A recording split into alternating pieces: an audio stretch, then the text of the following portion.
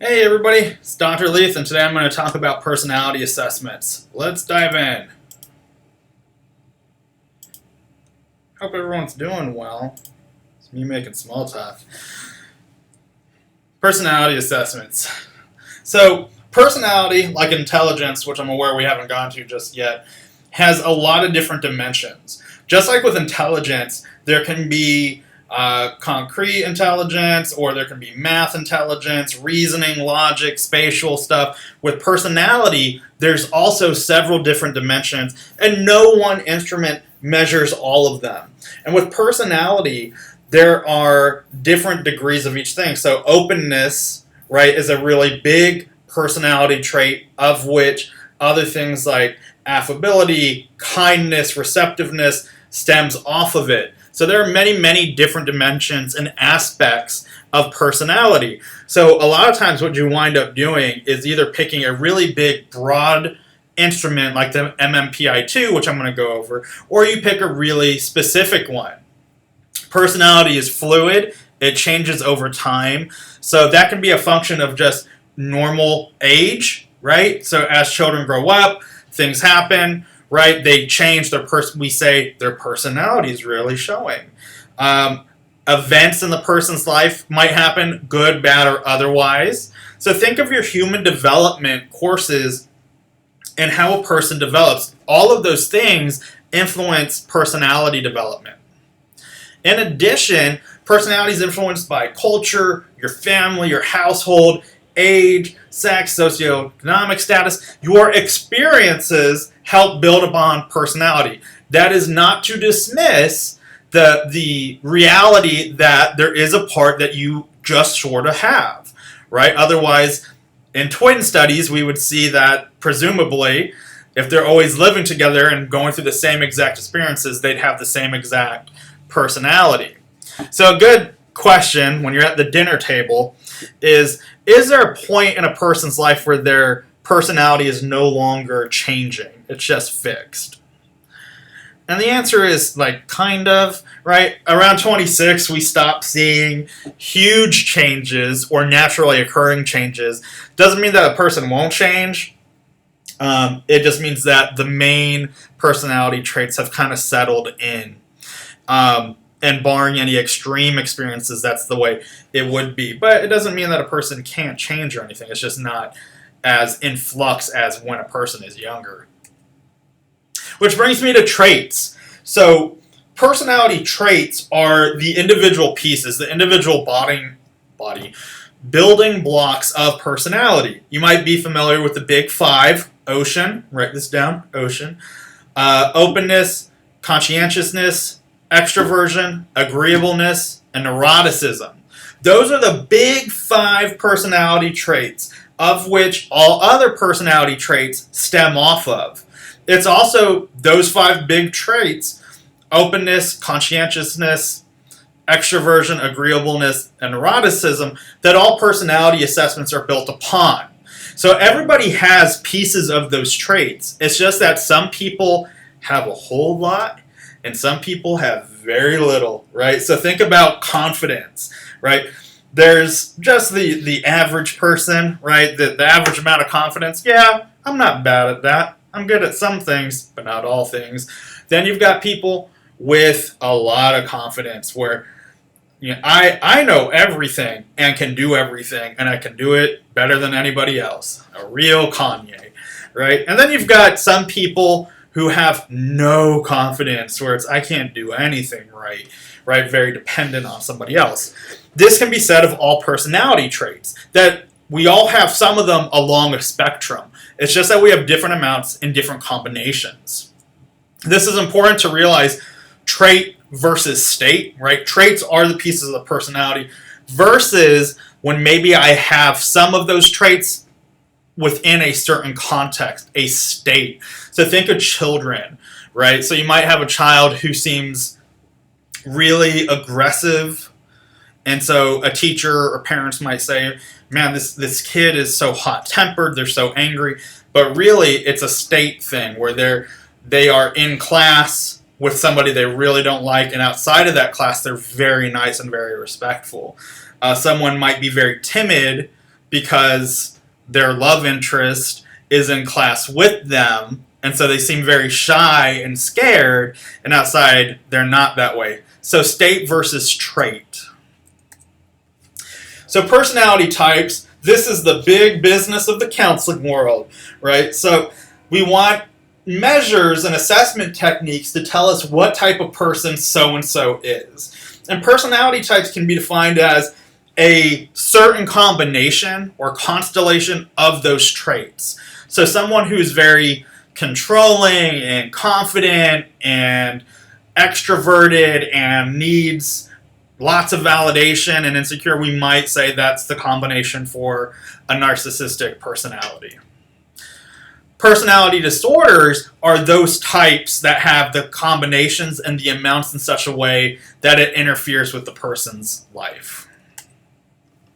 But who determines those types? And that's where all the research goes, right? We look at research, we run tests, we do experiments, and people kind of find or label these different combinations of personality traits into types. And different assessments will build different types. The Myers-Briggs, right, is one that a lot of you are probably familiar with. It gives different types, right? MMPI-2, which I'll go into, gives types like you're a depressive type or you're a type 3, 1, and 5. It takes these assessments, measure those traits, and then through the power of statistics, says this is your combination and thus this is your type. Other things that do type work are things like Match.com and eHarmony, right? That guy's off sale in the world. But all that is built on types. And what he did was he built a system that said people who answer these questions in such a way equals this personality type. And these personality types get along really well with these other personality types. So there's a lot of a lot of interest in all sorts of domains. When you go for jobs, right, there are some jobs that require you to take a personality assessment because they're trying to figure out, are you the type that we can trust? Are you the type that's dependable? Kind of went over this a little bit. Lots of work on personality types. There's the Journal of Personality, the Journal of Personality Disorders, lots of different types where they focus on those different traits and what that means, and the strengths that those traits bring, and maybe some of the concerns that individuals with certain types have. There's work on personality disorders. What I think is really cool about personality work is that it's got to be one of the biggest, if not the biggest, theory-driven phenomenon, meaning different counseling theories view and explain personality very differently. And so it's kind of a fun thought experiment, especially as you prepare to go work with clients. How does, your counseling theory orientation right now might not be what it is later on, but as of right now, how does your counseling orientation explain personality and personality types, right? So if you say, I'm CBT, well, how does that explain personality? I'm psychoanalytic. How does that person view personality? And so it's a good thought experiment because it helps you get more in touch with, one, that theory, but also you're going to work with clients who have different personalities. The personality might not even be the problem that they're coming for help with, but in the interest of learning how people grow and develop, it might be a good idea to explore how your preferred theory explains personality development. So why do we do personality assessments? In class, this is where I would pause and we'd have a robust and healthy discussion. And these are the reasons that you would come up with. Legal reasons, right? Criminal trials, custody issues, divorce where there's kiddos involved, right? Where they're trying to see what traits a parent has and what made this defendant do X, Y, and Z. Job placement and qualifications, especially for government jobs. Some of you may have taken an assessment for a job. I took one. The very first job I ever had was at a small retail store in my hometown. And I had to take a personality test, and I just remember, I was like 15 at the time, but I remember questions like, the cash register's open. Would you A, take the money, B, close it, C, tell your manager, D, none of the above? And it's a test to see, are you someone that they can rely on? There's money here with the government. Are you gonna keep those state secrets, right? Will you run away from danger? Will you help someone in need?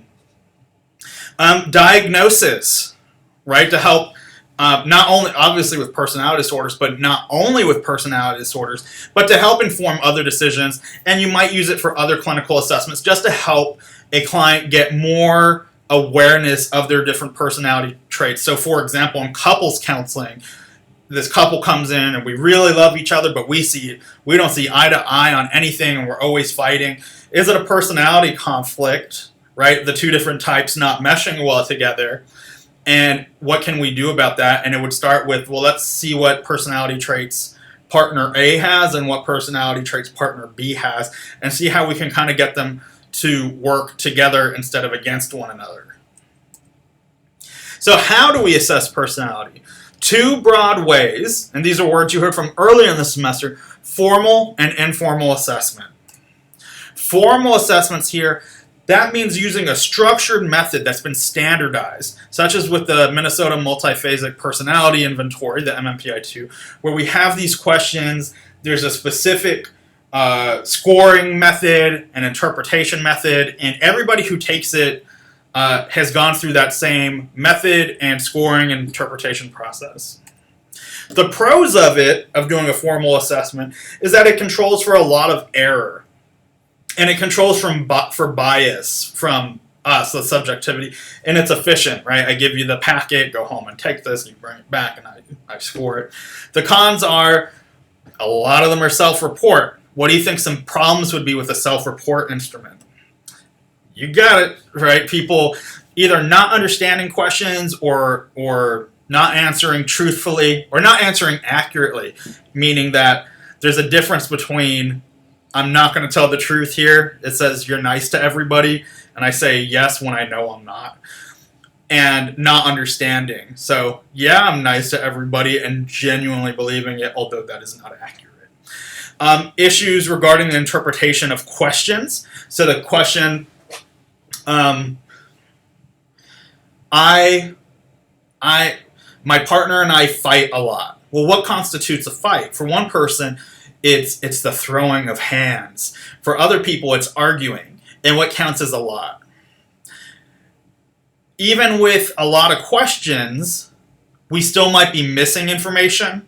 And it can be things like, you give someone an assessment with 500 questions, and each question is true or false, it's a forced choice. Or if you've taken assessment or answer questions where it's like, I enjoy a night out on the town, yes or no? Well, you'd really like to put sometimes, right? And there's cost and scoring and issues with those. Informal assessments are much more subjective, and so this is kind of based on your mental status exam, on you asking specific questions, you're using your clinical judgment, right? Open-ended responses, observations. And the pros are lots of flexibility, none of the restrictions of formal assessments, meaning like you are able to rephrase questions, offer up different versions of questions, explore things differently. You're able to take into account your client's individual differences, and your client's not limited to forced choices. The cons are, it's inherently subjective. And so there's an openness to interpretation. Even though we would hope, like if I'm a good counselor, if we gave all that information to another counselor, they would arrive at the same conclusion I did. Subjectivity can be influenced by values and previous experiences. So that is on me, right? My values and my experience and what I think confidence looks like, or what I think defense looks like.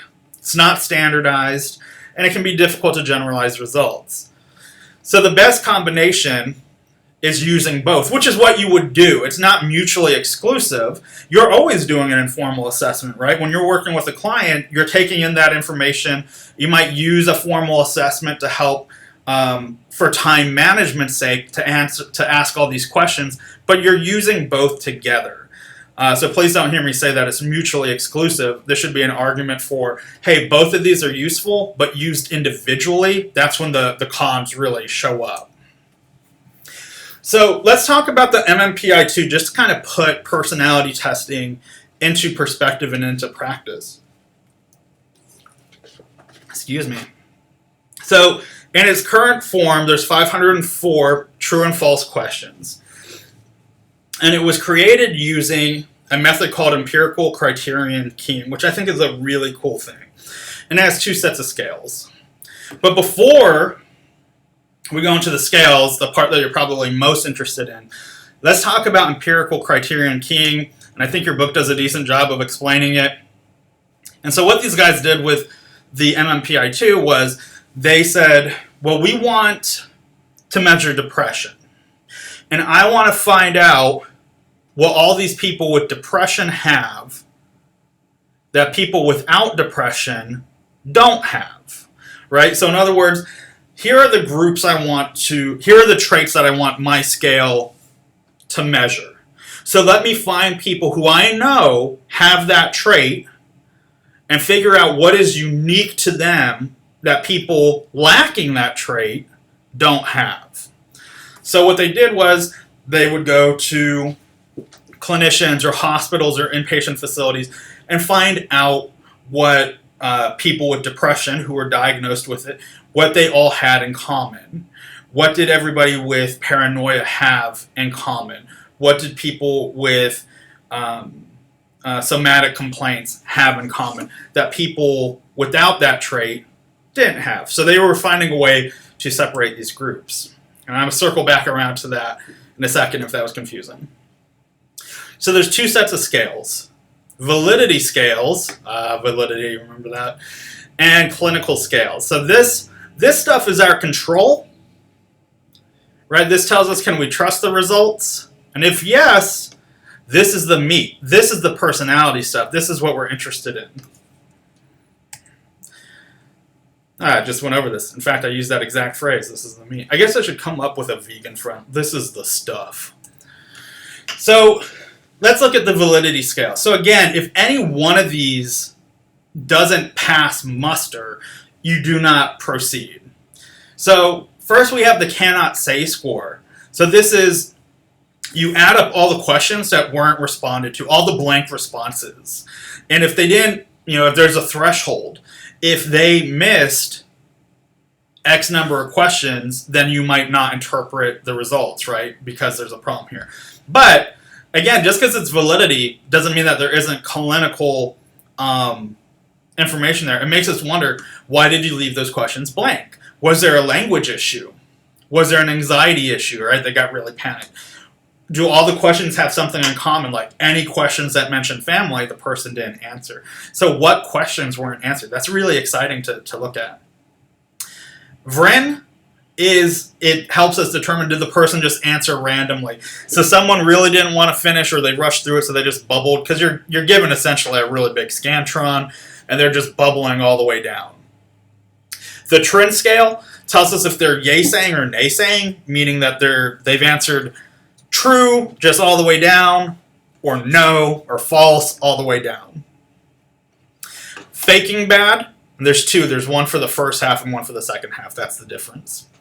So this is pretending to have a problem when you really don't. So faking bad. So this is the kid who says, Mom, I don't feel good. I can't go to school. I'm dying. But they're fine. They just wanted to skip because they wanted to get one of those pre-orders for the PS5, right? And who could blame them? So this is faking bad, pretending to have a problem when you don't. The L scale is the opposite of that. This is the faking good scale. So this tells us if they're trying to come across as though there isn't a problem when there is one. So for faking bad, someone might not want to leave a hospital They might want medication. They might want to escape some kind of penalty or punishment. So they say, I don't know why I did that. I hear these voices. They made me rob that bank, right? They made me steal the money, or it's because I have kleptomania. That's why I stole all the money out of the cash register. And the L scale would be, I don't want to be in this hospital. I don't want to be in this facility. I don't want to go to counseling. I don't want to lose my kids. I know I have a problem. No, I don't hear voices. No, I don't have depression. No, I don't have a drinking problem. So trying to look good. And I know I'm using really clinical examples just because that's what's coming to mind right now. It doesn't have to be all clinical. It could be, no, I would never raise my voice. The K scale measures defensiveness and guardedness. And so this measures, is this person kind of, are they keeping something from us? Are they maybe giving a little bit of the truth, but not all of it? And that helps us kind of measure out the results, right? So it helps us understand, oh boy, what's happening? It helps us see, do we need to take some of this information with a grain of salt? And it has a way of telling us how to do that. And there's a cutoff for each of these scales. And if that threshold is met, then we do not proceed to the clinical scales. So these help us, these scales tell us you can trust the results of these. And these are the personality traits, right? Again, you'll hear that these sound very clinical. This does not mean that scoring high on these does not mean that you have a diagnosis. If you have that diagnosis, you'll probably score high on it, but you could score high on depression and not have, where did my mouse go? Oh boy. You could score high on depression, and that means that you have maybe a low energy personality or a dark personality, or you're kind of down, but without depression. But if you had depression, you would score high on it. I hope that makes sense. If it doesn't, send me an email. So let's start at the top, hypochondriasis. So this is a person, scoring high on it would mean you're concerned with health, you're aware of your body, sensations, and awareness. So almost like hypochondriasis, but this could be someone who is a fitness enthusiast or very concerned with diet or has a lot of anxiety around how they're feeling. Am I getting sick? Depression, depressive traits, and mood. Conversion hysteria. It's kind of an odd name, right? So this is denial and extroversion. So hysteria, the example would be, no, everything's fine. I'm good. I don't have a problem, right? Have you ever met someone who's that way where you know this has to bother them and they say, not at all. Why would that bother me? What's the big deal, right? So it's a very loud, confident denial. Psychopathic deviant, which is just like it sounds. So scoring high on this would indicate sociopathic tendencies, antisocial tendencies. But again, it doesn't mean antisocial personality disorder. It could be that you're someone who does not agree with societal rules and norms. Masculinity and femininity. This is the least reliable. And this was, in theory, supposed to measure gender role. So if you were masculine, you would score very high on it for men. And if you were very feminine, you'd score high on it for women. So the basic assumption is that men should be masculine, women should be feminine, right? A very dated way of looking at it. And that's where we run into problems with that scale. I really wish I had my mouse. There it is. Welcome home, friend. Then we have paranoia, which ranges from a mistrust of people all the way up to clinical paranoia. People are out to get me. But it could also be things like, you can rely on people. I think people talk badly about me, right? Psychothenia, well, this is anxiety, wanting control, perfectionism, OCD, wanting things just so, being very particular. Schizophrenia, so that would be at its extreme end, and lower than that would be unconventional lifestyle, right? So just kind of marching to the beat of your own drum. Hypomania, so being very energetic, manic or hypomanic symptoms. And social introversion, so scoring high on this means that I want to be alone. I don't want to be in the company of other people. So let me come back here. So again, oh boy. There we go. Our validity scales, you can tell that pop-up has really thrown me off. The validity scales tell us, can we trust the results of the clinical scales? And these also beg other questions. Why would you fake bad? Why would you fake good? What secrets are you keeping, right? Why didn't you answer these questions? And then these are the personality traits. Being concerned with their health and pain and physical sensations, depressive mood, denial and extroversion. I'm good, hey. Deviating from societal norms, gender role, paranoia and nervousness, perfectionism, unconventional lifestyles, energetic or manic traits, and wanting to be alone. So, let's tie it back together just to kind of revisit the idea of empirical criterion keying. What do you think is the first question on the MMPI? And what do you think it measures? The first question is, I enjoy mechanics magazines, true or false? What do you think that measures? This is always fun to do in class. It measures depression. Why is that? Well, what the creators found when they were talking and interviewing and meeting with all these people with depression, they found out that they all enjoyed mechanics magazines and that people without depression don't enjoy them. Thanks for attending my TED Talk. So, to wrap up, personality assessment is very useful. It's constantly being reviewed. They're always coming. This is a big one, right? We're always getting new instruments for personality, and they're always improving. They're always getting better. Take all assessments with a grain of salt. Remember when we talked about the Barnum effect, right? That's why we want to use tried and true, validated, reliable instruments, so that way we're not just sort of giving out random results that could apply to others. There are personality assessments that are better than others. Formal and informal is the way to go. Use a combination of both. And that's going to do it for this video. I hope everyone's doing well. If you have any questions or concerns, send me an email. I hope you enjoyed it. Think about your theoretical orientation and how it views personality. And I will talk to you again in the next video. Bye-bye.